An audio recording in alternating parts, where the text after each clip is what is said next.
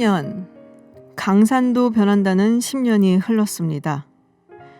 2010년 초계함인 천안함에 타고 있던 젊은이들 중 40명의 젊은이가 숨지고 6명의 젊은이가 실종이 되었던 천안함 사건.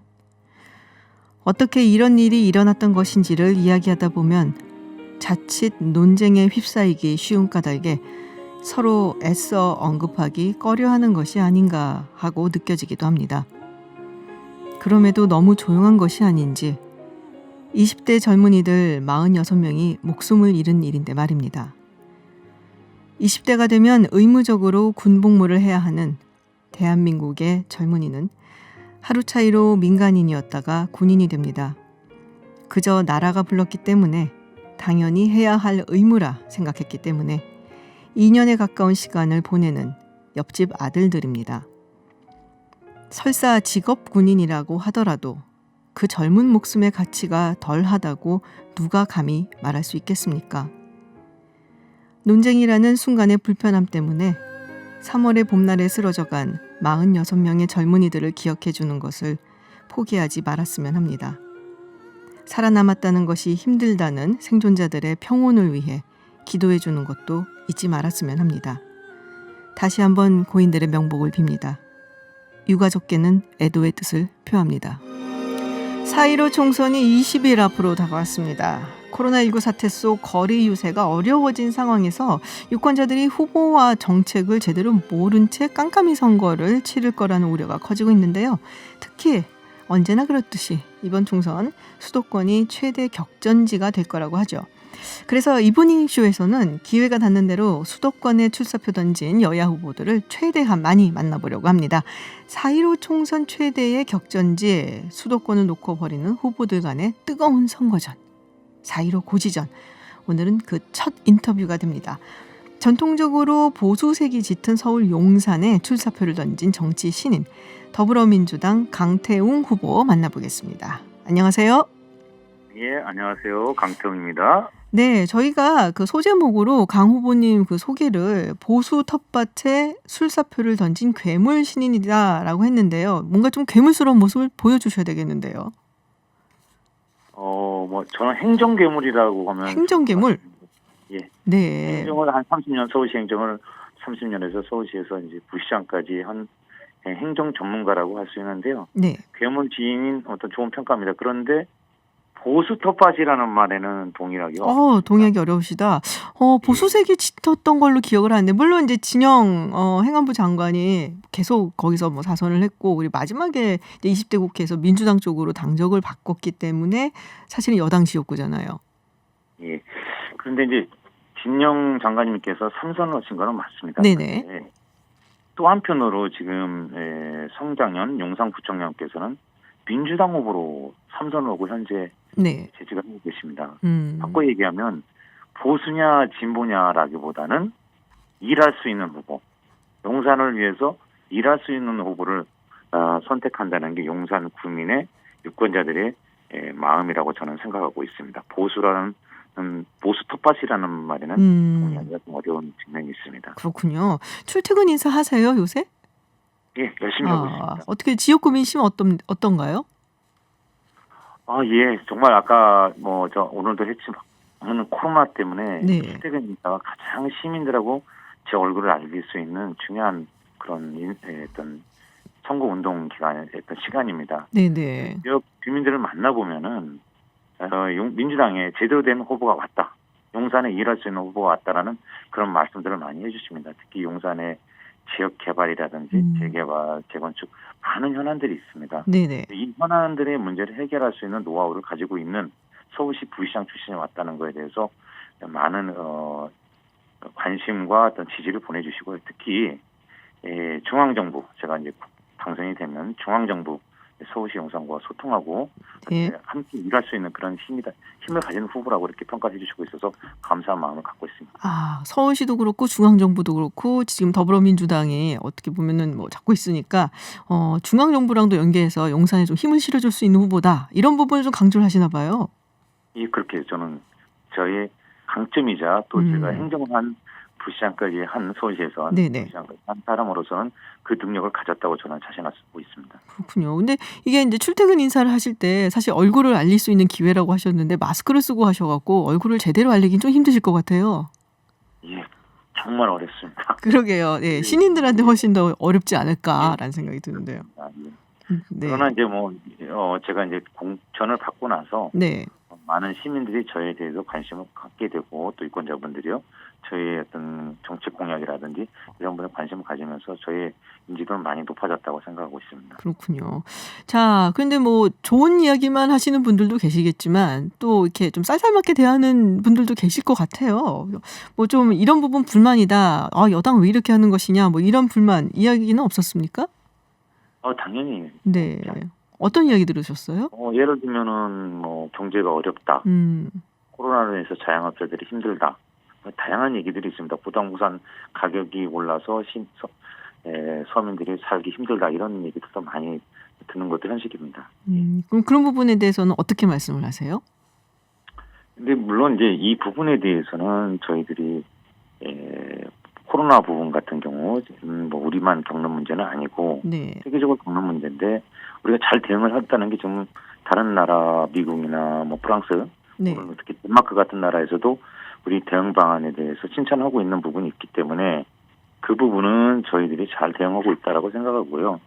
근데 부동산이라든지 이런 자영업자 부분에 대해서는 저희들이 나름대로는 저희 지금 현재 여당 정부에서 많은 네. 노력을 해서 안정이 된 상황이고 많은 또 변화들이 일어나고 있습니다. 주택 공급의 등양을 늘린다든지 네네. 우리들이 대책을 만들어 나가야 되고요.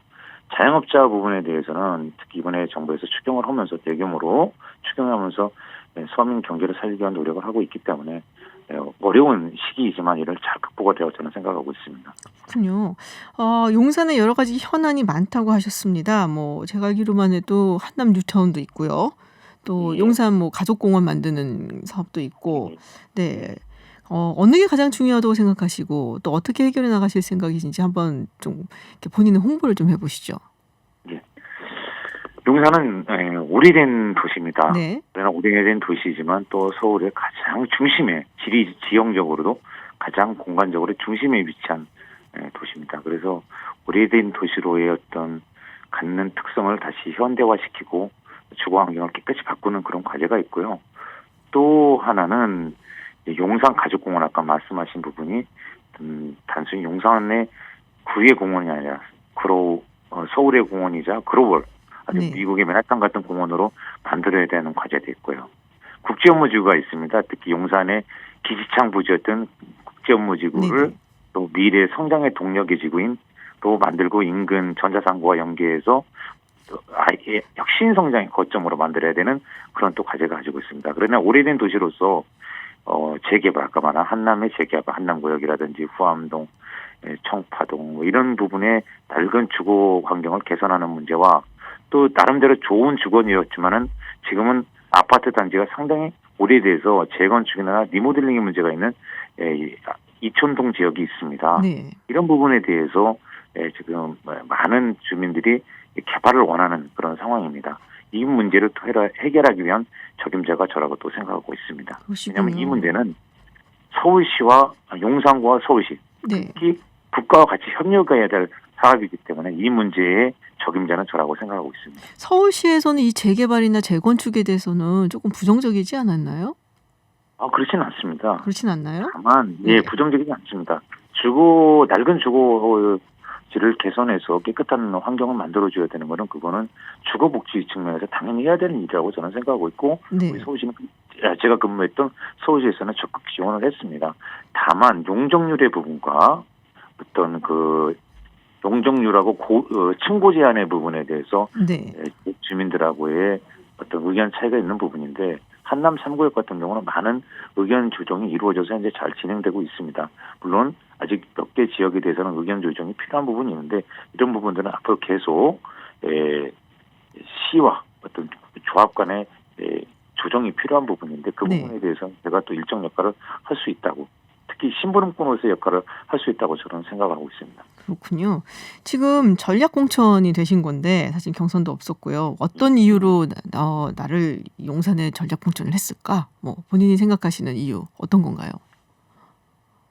저는 이제 부시장으로 근무하다가 네. 사퇴 기한 딱 90일 남겨놓고 사퇴를 하게 됐습니다. 민주당의 요청이 있어서 영입 제안을 받고 제가 민주당에 입당하고 용산에 출마하게 됐는데요. 네. 아까 지금 제가 이 지역에서 가지고 있는 장점은 이 지역에서 제가 주민들한테 유권자들한테 보일 수 있는 장점은 아까 말씀드린 개발에 대한 수요가 많습니다. 발전에 대한 수요. 네. 미래 성장과 공원, 국제업무지구 이런 미래 성장과 그다음에 또 하나는 단절된 구간들이 많습니다. 경부선이라든지 경리중앙선 그리고 또 한강 강변북로로 인한 이청원 지역의 단절된 구간 이런 부분들이 많이 있습니다.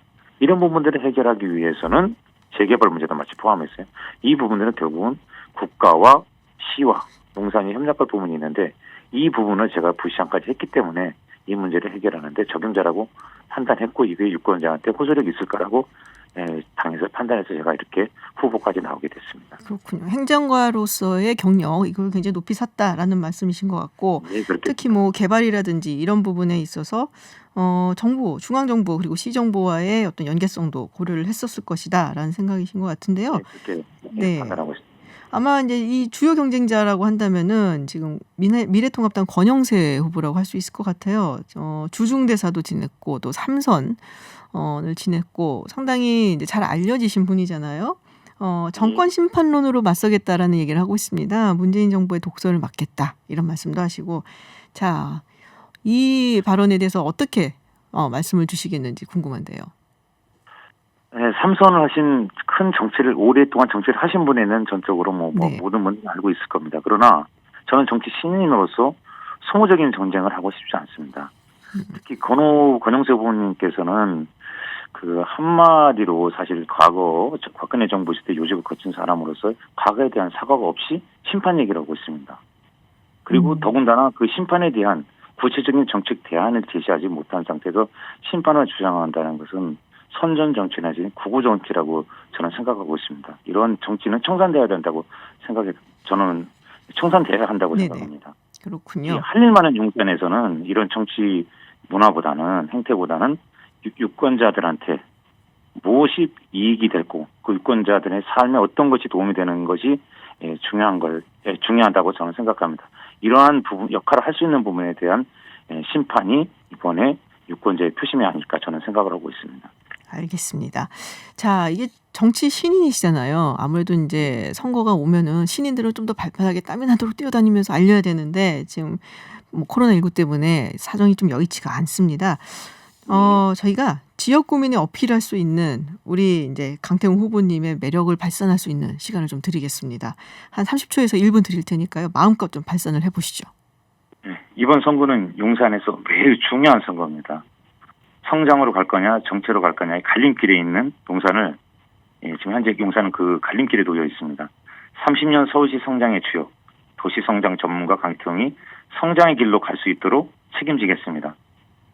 정치구나 어떤 정치 선전과 같은 과거 정치인들의 그 행태를 과감히 청산하고 용산 미래를 책임질 수 있는 실력과 힘을 갖춘 강태웅이를 믿어주시길 바랍니다. 할 일 많은 용산에서 무조건 강태웅이 당선돼서 용산 발전에 기여하도록 하겠습니다. 많은 응원 부탁드립니다. 딱 30초 지켜주셔갖고 지금 놀랐습니다. 깔끔하게 본인 홍보를 해주셨습니다. 네, 강태웅 후보님 오늘 말씀 감사드립니다. 예, 고맙습니다. 네, 지금까지 서울 용산의 더불어민주당 강태웅 후보와 말씀 나눴습니다. 네, 저희가 미래통합당 권영세 후보 측에도 인터뷰를 요청을 했는데요. 좀 어렵다는 입장을 전해오셨어요. 저희는 언제든 열려 있습니다. 마음 바뀌시면은 저희 제작진에 연락 주십시오. 미국의 코로나19 확산세가 멈출 기미를 보이지 않습니다. 어제 미국 코로나19 확진자 6만 5천 명을 넘었다고 CNN이 보도했는데요. 지난 19일 1만 명을 넘긴 뒤부터 연일 1만 명씩 늘고 있는 상황입니다. 네, 지금 미국 전역에서 가장 많은 확진자가 발생한 주는 뉴욕입니다. 전체 확진자 절반에 달하는 3만 명을 넘은 상황인데요. 사망자 수도 300명에 달할 것으로 집계가 되고 있습니다. 현지 자세한 상황을 뉴욕에 거주 중인 박도 작가 연결해서 들어보도록 하겠습니다. 안녕하세요, 작가님. 안녕하세요. 네. 한 30살 작가 박도입니다. 네, 안녕하세요. 지금 뉴욕이 중대 재난 지역 중 하나고 얘기를 들으면은 가장 심각한 곳이다라고 지금 계속 보도가 나오고 있습니다. 네, 현지 분위기는 어떤지, 뉴욕 시민들은 어떻게 생활하고 있는지 궁금한데 좀 전해주세요. 네. 2주 전에는 다들 사재기로 좀 필요한 물건을 구하려고 분주했다면 요즘에는 생각보다는 덤덤한 편이에요. 네. 좀 불안해하기보다는 침착하게 다들 견디고 있고 마스크를 사용하는 미국인들도 많이 늘어나고 있어요. 그렇군요. 지금 외출, 근데 네. 이제 네. 네네. 외출이 또 자제를 하는 편이고 자제하라고 이야기를 했었고 재택근무도 많이 늘어나고 있는데 잘 지키고 있는지 궁금해요. 유럽인들은 좀 안 지키는 경향이 있다는 얘기도 있었거든요. 네. 여기도 사실 좀 비슷해요. 지금 외출을 엄격하게 자제하고 있지는 않아서 여전히 센트럴파크나 허드슨 강변을 따라서 운동하고 산책하는 분들이 굉장히 많고요. 2m 거리를 유지해서 운동을 해야 되는데 이제 모여서 농구하는 경우가 좀 많이 보여요. 아이고. 좀 사람이 너무 네네. 그래서 사람이 너무 공원에 몰리다 보니까 이제 일을 분산시키려고 좀 차 없는 거리식으로 맨하탄 도로를 인도로 활용하자는 논의도 있어요. 좀 외출을 하되 거리를 두라는 분위기입니다. 그렇군요. 저희가 이틀 전에 미국에서 미네소타 메이오 클리닉에서 일하고 계시는 의료진과 인터뷰를 한 적이 있습니다. 근데 그분 말씀이 의료 네. 물품이 너무 부족하다. 특히 뉴욕 같은 경우는 확진자 수가 너무너무 많기 때문에 더욱 심각하다는 얘기를 했어요. 어떻습니까? 뉴욕의 의료 물품이라든지 이런 부족 사태는. 네, 뉴욕도 의료 물품이 없어서 이제 콜롬비아 의대 병원의 경우에는 일반 실험실에서 사용하는 마스크 중에 남는 것을 지원 요청을 하기도 했거든요.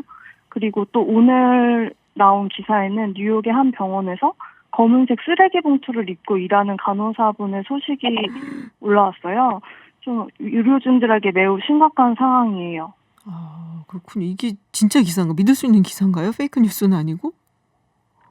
네, 정말 그 사진까지 아예 올라왔거든요. 좀 되게 진짜 심각하구나. 그런 생각이 드는데. 네. 네, 병상도 부족하겠네요, 그러면. 네, 지금 뉴욕주에서는 코로나 바이러스를 막는 게 어렵다고 판단해서인지 약간 사회적 거리두기를 통해서 확산 속도를 늦추는 데 좀 더 집중을 하고 있어요.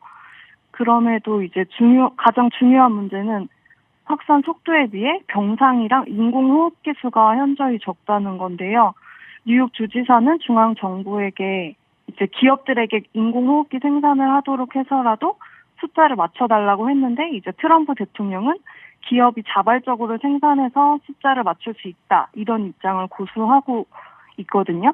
그러니까 환자는 폭발적으로 지금 증가하고 있는데 과연 기업에서 자발적으로 적절한 때에 인공호흡기를 공급할 수 있을지 그런 뉴욕주와 중앙정부 사이에 갈등이 좀 있는 상황이에요. 한마디만 더 보태면 전반적으로 중앙정부는 경제 위기를 막는 데 더 집중한다면 쿠오모 주지사는 뉴욕 시민을 보호하는 데 굉장히 앞장서고 있어요. 또한 뉴욕에 있는 대학의 면역 기숙사를 병동으로 사용하기 위해 지금 거의 준비를 마친 상태라고 합니다. 그렇군요. 그러니까 지금 뉴욕주의 앤드류 쿠오모 주지사와 트럼프 대통령, 연방 정부 사이에 이제 좀 합의 잘 안 되고 있다. 아무래도 당도 다르고 네. 여러 가지로 서로 간에 좀 반목이 있고 하다 보니까 잘 이런 게 안 맞고 있다라는 말씀이신데, 자, 지금 생필품 사재기 이야기들이 많이 나오고 있습니다. 유럽 사진도 봤고 저희가 일본 사진도 봤는데 미국 내 사재기 얼마나 심각한가요? 일단 마스크나 세정제, 물티슈 같은 거는 사재기가 너무 이제 심해서 아예 3주 전부터 구할 수가 없었고요. 또 파스타 면이나 쌀, 빵 이런 거는 주식 같은 거는 진열되자마자 품절이 됐었는데 최근에는 조금 이번 주 정도에는 좀 정부에서 식품 공급에 집중을 해서 인기 품목이 아니면 어느 정도 구입할 수 있는 정도예요. 좀 재밌는 거는 곡물 파스타면이나 비건 피자 같은 거는 좀 아직 안 팔려서 많이 남아 있더라고요. 그게 이제 곡물 파스타나 비건 피자라고 하시면 좀 맛이 좀 덜하니까 아마 건강에 좋은 네. 거라서 좋은 아마도 좀 거는 남아있지 아무래도. 않은가. 네. 네, 우리 박도 작가님은 어떠세요? 뭐 구하고 이런데 어려움 없으셨어요? 저도 이제 쌀을 한 달 전에 주문을 해놨는데 음. 아직도 좀 배송이 안 돼 있는 상태고, 좀 미주리주나 이런 쪽 다른 지인분도 쌀을 구하지 못해가지고 지금 계속 마트를 돌아다니고 계시다는 말을 들었어요. 아, 쌀을 한 달 전에 지금 구입을 했는데 아직까지 배달이 안 됐다. 아이고, 한국인은 밥심인데. 그거 어떡하나요? 아이고, 빨리 좀 배달이 돼야 될 텐데요. 자, 네, 조금 심각한 그러고 이야기를 있습니다. 해볼게요. 네. 이 동양인 네. 차별, 뭐 심하다는 이야기도 있고 아니다 뭐 별로 없다라는 이야기도 있습니다. 실제로 어느 정도인가요? 일단 동양인들이 코로나 바이러스보다 더 두려워하는 건 사실 혐오 범죄거든요. 음. 한국인 여성이 뉴욕 시내에서 아침에 폭행을 당한 기사가 나왔었는데요. 기사에 나오지 않은 한인 폭행 사례도 굉장히 많이 발생하고 있다고 들었어요. 네. 그러다 보니 아무래도 좀 나갈 때 미국인들의 눈치를 보게 되고 스스로도 굉장히 위축이 되더라고요. 아, 그래서 이제 좀 아는 미국인을 동행해서 외출을 하거나 아니면 가발을 쓰고 나가는 경우도 있다고 알고 있습니다. 가발을 쓰고 나간다. 그러니까 약간 뭐 금발 가발이나 뭐 이런 색이 머리색이 있는 가발 말씀하시는 거겠죠? 그쵸. 네. 아, 그 정도로 네, 아무래도. 심각하고. 아이고, 우리 박도 작가님은 어떠셨어요? 뭐 길에 나가실 때 그렇게 가발 쓰고 뭐 이랬어야 됐나요? 저는 그래서 아예 좀 지금 안 나간 지 일주일이 됐어요. 아, 너무 네, 저희 동네가 좀 아시안이 없는 동네라서 네. 더 긴장을 하고 있고, 일단 최대한 집에서 버티고 있습니다. 그렇군요. 사실 뉴욕이라고 하면은 네. 좀 굉장히 좀 다른 뭐 중남부에 비해서 뭐 외국인이라든지 뭐 다인종 이런 이슈 문화에 굉장히 좀 오픈되어 있다라고 생각이 드는데 거기서도 이 정도다. 상당히 심각해 보이네요. 네, 그래도 뭐 좋은 사례도 있긴 했는데요. 뭐 동양인 여성이 지하철에서 흑인 남성에게 좀 폭행을 당하려고 할 때 백인 남성이 약간 구해주는 영상이 올라오기도 했어요.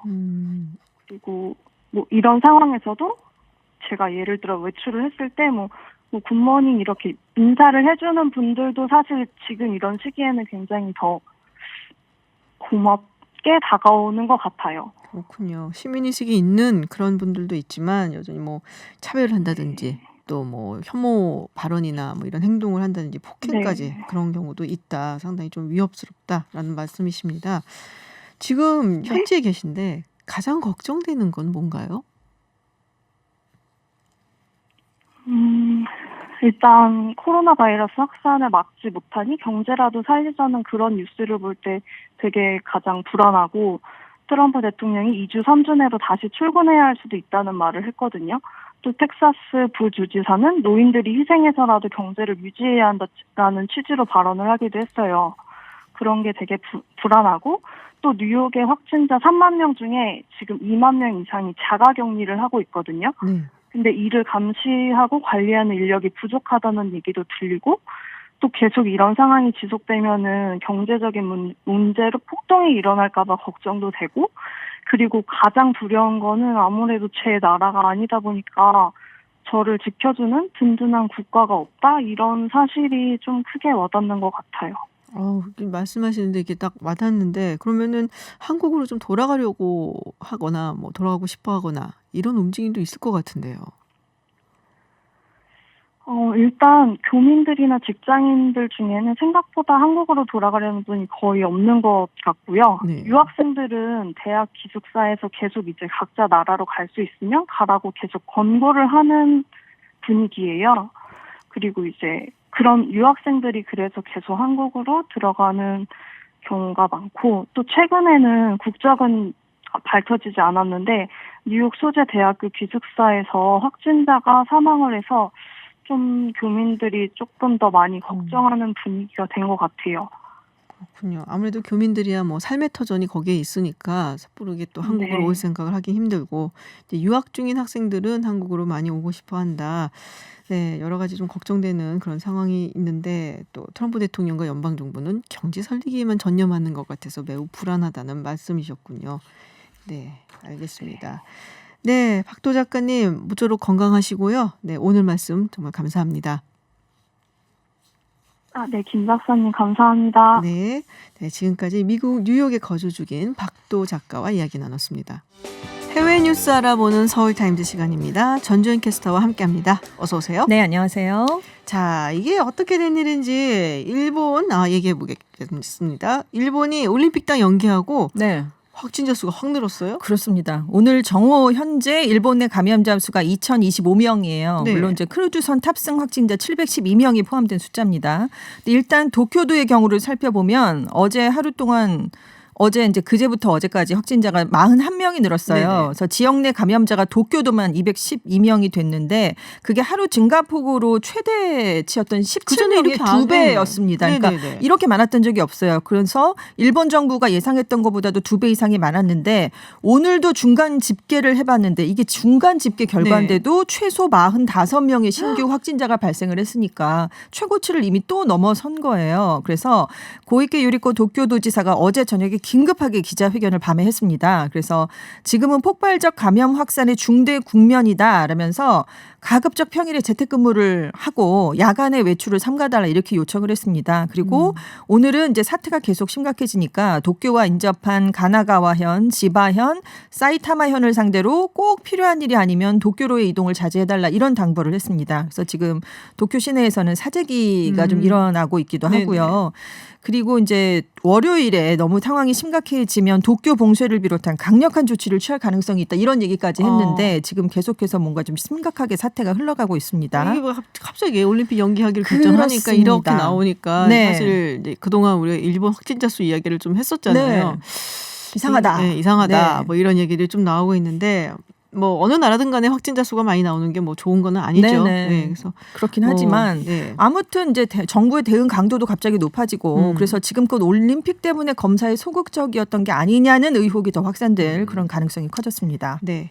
자, 스페인이 지금 사망자가 굉장히 빠르게 늘어나고 있습니다. 이탈리아 사망자가 중국을 넘어섰는데 네. 지금 이제 스페인도 넘어섰다고 그렇습니다. 합니다. 25일에 스페인 내 코로나19 사망자가 하루 동안 738명이 늘어나서 총 3,434명이 됐어요.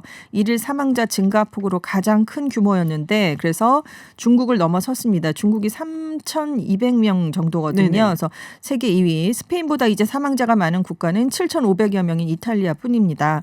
사실 스페인이 8일에 세계 여성의 날 행사가 네네. 있었거든요. 그 전까지만 해도 그렇게 확진자가 많지는 않았던 국가였어요. 그래서 그때까지만 해도 스페인 총리 산체스 총리가 대규모 집회 행사 참여를 굉장히 독려했더랬습니다. 아이고.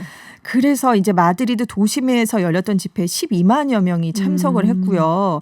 행사에 참석했던 몬테로 양성평등부 장관 그리고 산체스 총리의 부인도 코로나19 확진 판정을 그때 그렇군요. 네, 거기에 다녀온 다음에 받은 겁니다. 그러면 그 행사가 확실히 좀 문제가 네, 될 수 있겠다라고 그래서 합리적 의심을 해볼 수가 그렇습니다. 그래서 스페인에서는 그 행사가 좀 눈길을 끌고 있고요. 지금 스페인이 얼마나 심각하냐면 밀려드는 환자를 다 치료할 수가 없으니까 있네요. 네.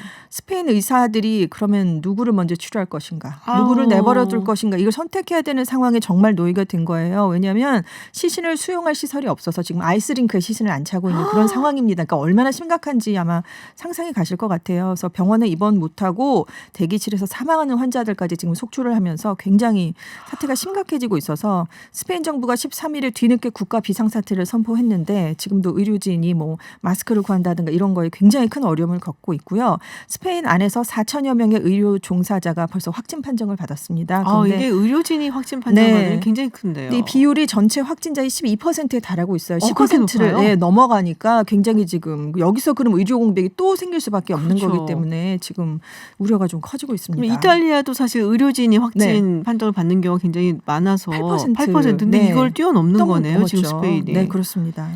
이제 심각해지고 있는 그런 상황이고 유럽이 점점 지금 네. 갈수록 지금 악화돼서 이게 언제쯤 잡힐까 좀 걱정이 네. 많이 되고 있어요. 그 와중에 지금 이제 먼저 맞을 것을 이야기를 하고 있는 중국 같은 경우에는 그때 원래 양회가 네. 개최가 될 네네. 예정이었었죠. 3월 5일에. 네. 네, 근데 이게 연기가 됐었는데 이게 뭐 아마도 다음 달쯤에 다시 열리게 될 것이다라는 전망이 나왔어요. 그렇습니다. 타이완 매체 중국시보가 최근에 이제 공산당 정치국 상무위원회가 열려서 양회 개최 시기 문제를 논의했다 이렇게 보도를 했어요. 그래서 시기가 최종적으로 확정된 건 아니지만 아무튼 다음 달 하순쯤에 열릴 것 같고 올해는 워낙 2주 동안 이제 회의를 하는데 네. 예년보다는 그 기간이 좀 짧아질 짧게. 것이다. 그리고 해외 대표들이 참석을 하지 않게 될 거고 지역 대표들이 순차적으로 베이징에 도착한 뒤에 14일간의 격리 기간을 거치게 된다 이렇게 얘기를 했습니다. 그리고 이제 양회를 개막할 때 이제 희생자를 기리는 묵념도 하고 뭐 그럴 것이다 이렇게 얘기를 했고요. 그리고 이제 최근에 베이징시 당국이 항공편 분산해서 검역을 하고 있잖아요. 네. 그래서 해외 입국자들에 대한 방역을 강화했는데 이게 양회 개최를 위한 준비 작업이다라고 홍콩 언론들이 보도를 하기도 했습니다. 네, 이 뉴스가 또 약간은 충격적이었어요. 영국의 왕세자죠. 네. 황태자죠. 황태자. 찰스 왕세자 왕세자가 확진 판정을 확진 판정을 받았다. 네. 근데 우리가 사실은 왕세자라고 네. 얘기를 하니까 이제 젊은 왕자를 네네. 생각을 하지만 이분이 나이가 꽤 되세요. 고령입니다. 71세예요. 그러니까요. 그러니까 이제 위험군에 속하는 네. 연령대죠. 24일에 코로나19 확진 판정을 받았습니다. 근데 가벼운 증상만 보이고 있고요. 건강 상태는 좀 비교적 좋은 것으로 알려지고 있어요. 찰스 왕세자의 부인인 파커볼스 코널 공작 부인도 검사를 받았는데 네. 음성 판정이 나온 것으로 확인이 됐습니다. 그래서 지금 스코틀랜드에 있는 자택에서 찰스 왕세자가 자가격리되고 있는 것으로 알려지고 있어요. 그럼 어디서 확진이 됐을까? 근데 최근까지도 굉장히 여러 건의 공무를 수행했다고 합니다. 네. 그래서 왕실 대변인은 어디서 감염됐는지 밝히는 건 어려워 보인다라고 했지만 언론들이 이제 10일에 모나코 국왕 알베르 2세와 네네. 찰스 왕세자가 만난 적이 있는데 알베르 2세가 19일에 확진 판정을 받았거든요. 아이 거기네. 그러니까 이제 아무래도 그쪽이 아니겠는가라고 조심스럽게 지금 추정을 하고 있는 상황입니다. 네네. 여기서 이제 더 우려되는 건 엘리자베스 2세가 93세잖아요. 그건 찰스 왕세자의 어머니가. 엘리자베스 그래서 여왕. 과연 여왕은 어떨 것인가에 대해서 사람들이 네. 우려를 많이 했는데 일단 확진 판정을 받기 12일 전에 왕세자가 이달 12일에 마지막 공무를 수행했는데 이날 여왕과 만나고 그 이후로는 접촉을 하지 않은 것으로 알려졌어요. 그래서 일단 여왕은 좋은 건강 상태를 유지하고 있다고 왕실 대변인이 밝혔습니다. 근데 뭐 말이 좀 많은가 봐요. 네. 검사 받고 뭐 여러 가지로 진료를 받고 하는 와중에 그렇습니다. 뭐 특별 대우 받았다 이런 거겠죠? 영국도 네. 일반인이 검사를 빨리 받기는 좀 어려운 상황이에요. 많은 것들이 부족하고 그렇게 네. 우리처럼 이렇게 많이 검사를 좀 주도적으로 하고 있는 입장이 아니니까요. 그래서 진단 키트가 부족해서 감염이 의심되는 현장 의료 인력도 빨리 검사를 받지 못하는 그런 실정이라고 합니다. 근데 지금 왕세자 부부가 굉장히 심각한 증상을 보이는 것도 아닌데 가벼운 괜찮다면서요. 증상을 네네. 보이는데 어떻게 검사를 받은 것이냐 뭐 이런 얘기가 이제 뭐 네티즌들 사이에서도 나오고 언론들도 지적을 하고 있어요. 그래서 왕실 관계자가 이제 코로나19 검사에 필요한 기준을 충족해서 국민보건서비스에서 검사를 받았다라고 얘기를 했는데 BBC의 한 기자는 그 국민보건서비스 홈페이지에 나와 있는 기준은 병원에 입원할 정도로 증상이 위중해야 검사를 받을 수 있다 이렇게 돼 있다는 거죠. 근데 찰스 왕세자가 과연 그런 기준인 것인가 이렇게 지적을 했고 텔레그래프의 한 기자는 가벼운 증상을 보인 왕세자도 검사를 받을 수 있었다면 마땅히 최전선에 선 의료진들이 먼저 검사를 받았어야 되는 게 아니냐 이런 비판도 나오고 있습니다. 네, 영국 왕실이 뭐 우리는 또 왕실이 있으니까 네. 좀 뭔가 좀 있어 보이는데 네. 또 국민들 사이에서 그렇게 썩 인기가 있는 건 아니거든요. 그렇습니다. 뭐 네. 폐지론도 자주 나오고 있고요. 맞아요. 네, 그래서 네. 찬반이 많이 엇갈리는 그런 사안이긴 하죠. 네. 네, 지금 뭐 인도도 어제 전해주셨죠. 네. 13억 인구가 전국 네. 봉쇄령이 내려져서 움직이지 못하고 있다라는 네. 얘기인데, 근데 이게 뭐예요? 소셜 미디어에 그 인도에서 경찰이 시민들한테 기합을 주고 네. 뭐 폭행을 하는 영상들이 올라오고 있다고요? 그러니까 이제 모디 총리가 21일 동안 나오지 네. 말라라고 했잖아요. 네네. 21일을 못 지키면 21년 후퇴한다. 그러니까 아주 강력하게 나오지 마라라고 경고를 했는데 그래도 이제 할 수 없이 나가야 되는 분들의 사정이 분명히 있는 거죠. 그런데 인도 경찰들이 길거리에서 지키고 있다가 그렇게 돌아다니는 분들을 네네. 향해서 기합을 주거나 폭행을 하는 거예요. 어떤 그러니까 기합을 줘요? 우리가 이제 헬스클럽에 가면 스쿼트를 하지 않습니까? 네네. 그러니까 앉았다 일어나기라고 이제 표현을 하잖아요. 그거를 이제 손을 들고 앉았다 일어나기를 시키는 거 아니면 이제 그 푸시업이라고 팔굽혀펴기를 시키기도 하고요. 네. 그리고 이제 몽둥이로 시민의 엉덩이를 때린다거나 그 오토바이 폭행은 운전자를 폭행하는 그런 모습까지 지금 이제 아이고. 나와 있습니다. 근데 이제 인도가 25일 0시부터 봉쇄령이다 이렇게 얘기를 했는데 네. 이 발표가 이 25일 0시가 되기 4시간 전에 나온 거예요. 아, 너무 급박하겠네요. 그러니까요. 그래서 국민들이 이거 뭘 대비할 시간을 네네. 안 줬기 때문에 특히 일자리를 이제 갑자기 잃게 된 일용직 근로자들이라든가 건설 인부 같은 저소득층이 지금 큰 타격을 입게 됐습니다. 그래서 한 인력거구는 내가 일하지 않으면 4명의 아이를 먹여 살릴 수가 없어서 나는 거리에 나올 수밖에 없다 이렇게 얘기를 했는데 이런 분들에 대한 뭔가 고려가 충분히 되지 않은 채 경찰들이 좀 약간 무자비하게 폭행까지 가하는 그런 일들이 지금 발생을 하고 있다는 거죠. 뭐 준비가 안 된 상태에서 지금 전국 봉쇄령을 내렸기 네. 때문에 사실 인도가 빈부격차가 어마어마하잖아요. 그렇습니다. 네. 굉장하죠. 이런 그죠? 사람들이 살아갈 수 있는 네. 그런 방편을 좀 마련해 줬어야 되는데 그 부분은 해놓지 않고 이렇게 강압적으로 나오니까 이건 좀 글쎄요. 제가 인도 사람은 아니지만 좀 화가 나죠. 나는데. 그러니까 최소한의 보건 서비스랑 식품점은 열어둬라 이렇게 예외를 분명히 여기도 뒀습니다. 그래야 네. 되죠. 그런데도 그렇죠. 이제 정부가 방침을 내렸는데도 현장 경찰들이 음. 길거리에 나오기만 하면 이런 가압을 가하고 있기 때문에 좀 문제가 되고 있습니다. 자, 영국 이야기 하나 더 해보겠습니다. 코로나19 관련된 신종 사기가 이어지고 있다. 네. 어떤 사기를 치고 있는 건가요? 그러니까 이제 노인분들을 특히나 이제 70대 이상 나오지 마라 뭐 이렇게 존슨 총리가 얘기한 적이 있어요. 네네. 그런데 이제 노인분들이 외출하기가 지금 쉬운 상황은 아니잖아요. 근데 이 노인들을 대상으로 쇼핑을 대신 해드릴게요. 이렇게 얘기를 하는 거예요. 그런데 돈만 받아서 자기가 챙기고 사라지는 그런 사기가 지금 나오고 있습니다.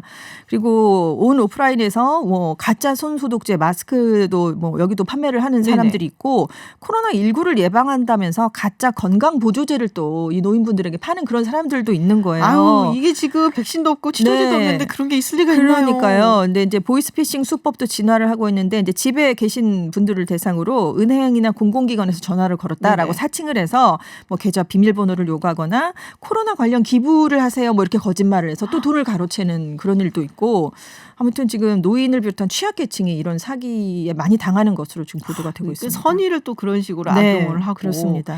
더군다나 좀 화가 나는 게 그렇죠. 노인분들이나 이제 취약계층 특히 네. 노인분들은 뭐 온라인 이런 거에 네, 익숙하지 익숙치 않기 않으니까. 때문에 네. 정말로 도움이 필요한 경우가 네네. 있거든요. 이런 때는 특히나 도움이 필요한데 이런 분들을 상대로 해서 사기를 친다 정말 벌 받을 겁니다. 진짜. 그렇습니다. 네. 네. 네, 마지막으로 화를 내면서 이렇게 끝내게 되네요. 네. 해외 뉴스 네. 알아보는 서울타임즈 시간이었습니다. 오늘 전지현 외신캐스터와 함께했습니다. 고맙습니다. 네, 감사합니다. 네, 뉴스 1타 강사 시간입니다. 학원가는 문을 닫았지만 저는 오늘 두 분 쌤과 함께합니다. 최영일 시사평론가, 박지훈 변호사 나오셨습니다. 안녕하세요. 안녕하세요.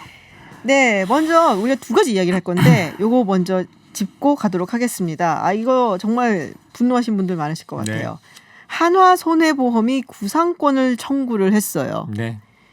거의 이제 고화가 됐다라고 봐야 되는 소년에게. 소년에게. 이게 아주 비정한 보험 그러니까요. 이야기인데요. 아무리 그래도 그렇지 이럴 네. 수가 있습니까? 사건은 2014년에 일어났습니다. 어. 이 A군의 아버지는 오토바이를 탔고 네네. 승용차랑 충돌을 한 거예요. 근데 과실은 쌍방과실 네. 5대5.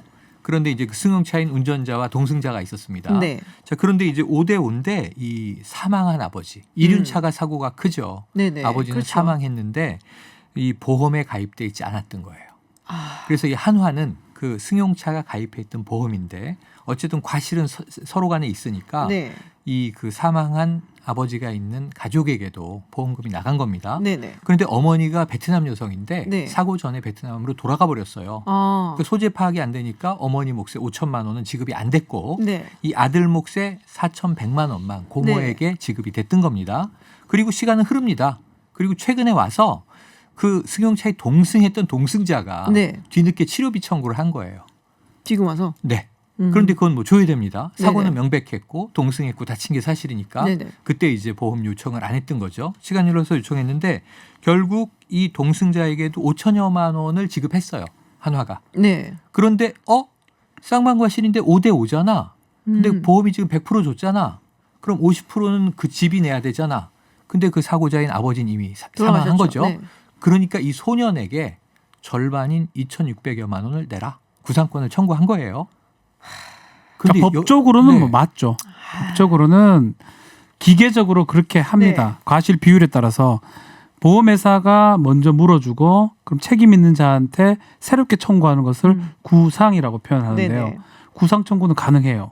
근데 당사자가 사망이기 때문에 상속자인 자식한테 한 건데 야 이거 하는 거는 맞는데 조금만 생각해보고 조금만 확인해보면 해서는 안 되는 걸 알 수 있거든요. 왜냐하면 예전에 그 보험금 갖고 있어요. 베트남 여성한테 안 갔잖아요. 네네. 엄마한테 안 줬죠. 엄마한테 안 줬던 5천만 부분 원 갖고 갖고 있고요. 있어요. 왜냐면 소재가 지금 네, 불분명하니까요. 거기에다가 미성년자 아이가 소송 어떻게 합니까? 그 그러니까요. 받아본들 편지 왔네 하고 말죠. 그걸 보고 대응해야 되겠다.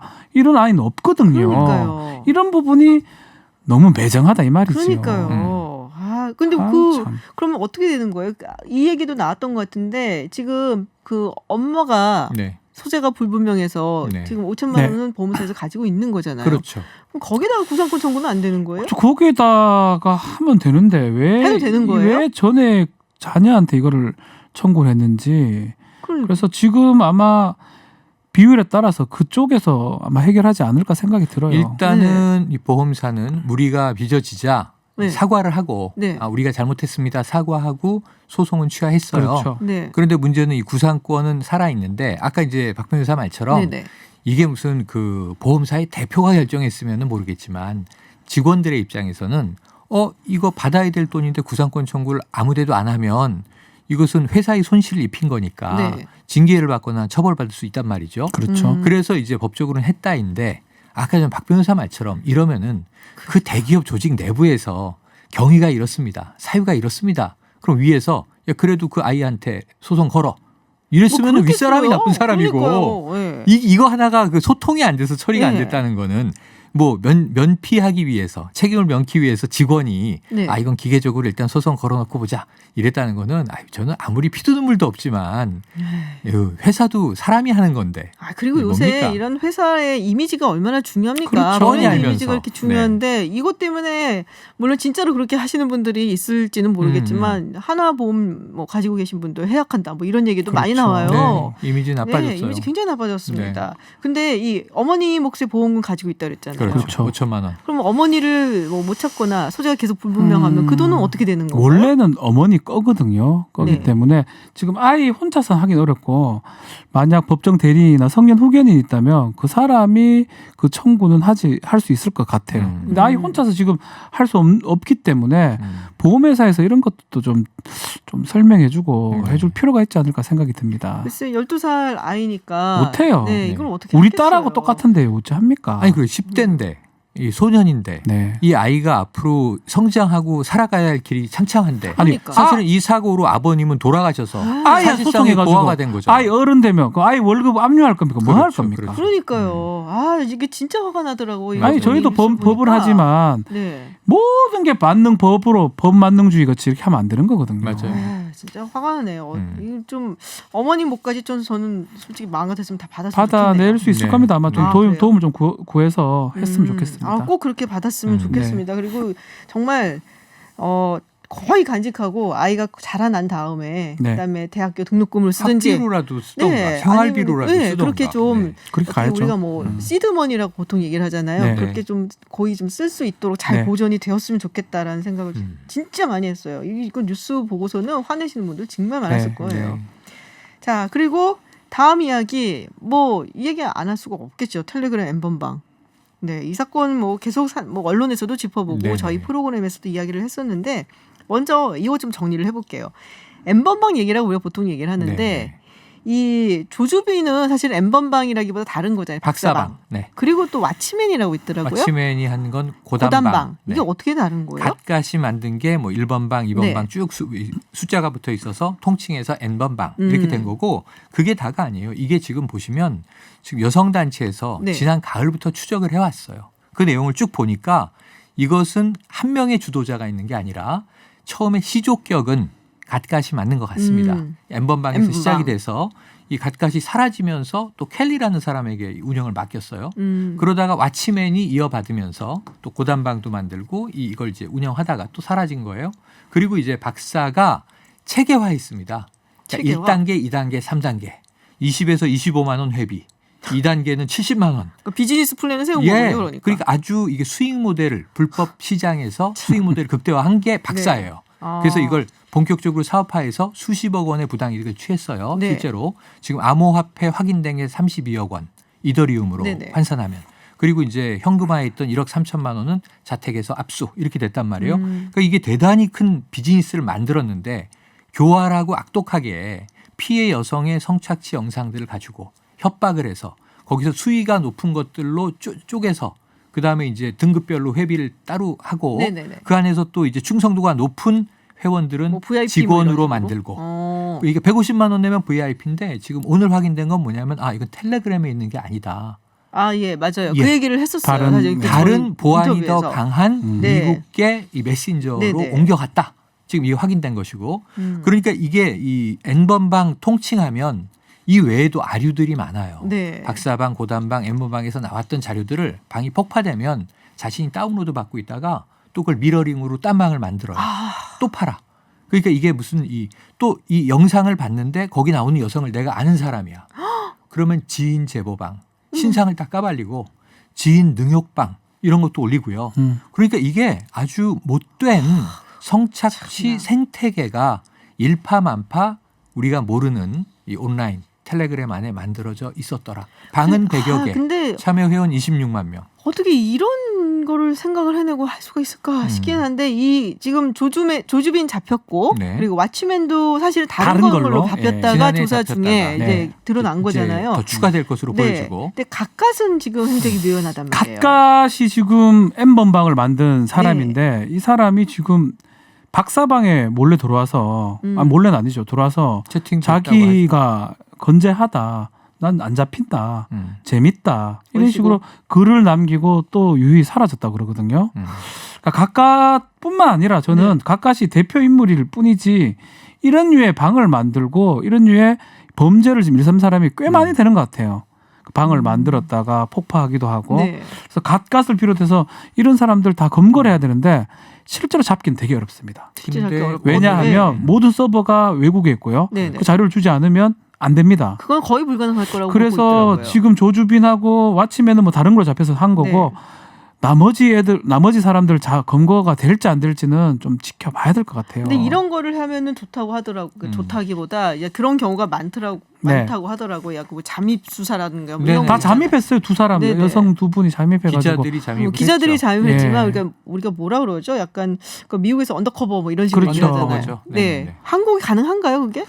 글쎄요 쉽지 않을 것 그러니까 같긴 한데 타인 네. 남성의 명의로 가입을 해서 지금 지난 가을부터 몇 달 동안 모니터링을 하면서 찾아간 거예요. 이걸 체크해서 네. N번방 내에 80여 개 방을 파악한 그렇죠. 사람이 있고 거기서는 이게 메신저니까 채팅처럼 네네네. 글이 계속 올라가잖아요. 그러니까 자료만 올라가는 게 아니라 그걸 서로 낄낄대고 품평하고 참. 지난해 버닝썬 때 단톡방에서 봤던 것과 다르지 않은 모습이 더 수많은 사람에게 이 공유되고 있었던 거예요.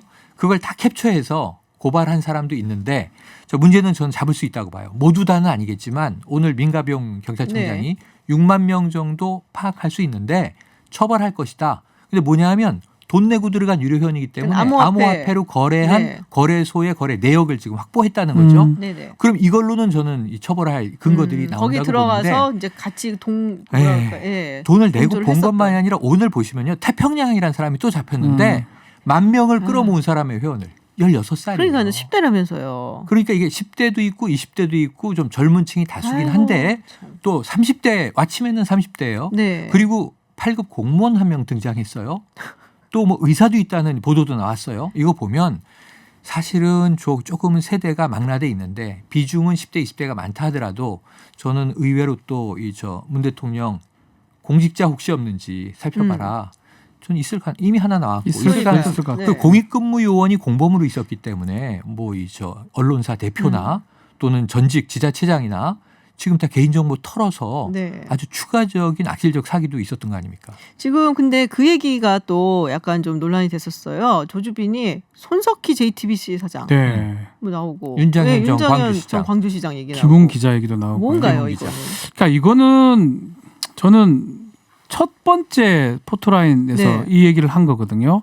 사실은 잘못했죠. 피해자들은 사과를 하는 게 맞죠. 그러니까요. 이 사람들도 피해자일 수 있지만 이 사람들은 이 음란 채팅 관련된 피해자는 아니고요. 그렇죠. 다른 어떤 사기 범죄의 피해자인데 아마 좀 포인트를 돌리기 위해서 이런 얘기를 한 것 같아요. 그런 의미에서 25살짜리 조주빈 상당히 영악하다는 생각이 많이 맞습니다. 듭니다. 결국은 지금 많은 언론에서 사실은 손석희 사장이라든지 윤장현 시장이라든지 피해자예요.